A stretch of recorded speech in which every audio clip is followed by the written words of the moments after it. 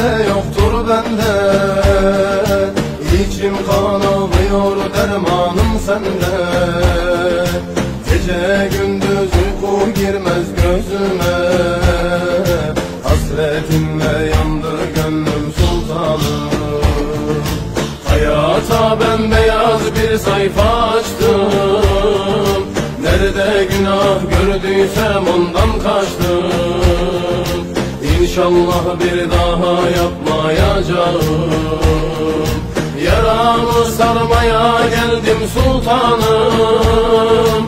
Hayata bembeyaz bir sayfa açtım. Nerede günah gördüysem ondan kaçtım. İnşallah bir daha yapmayacağım. Yaramı sarmaya geldim sultanım.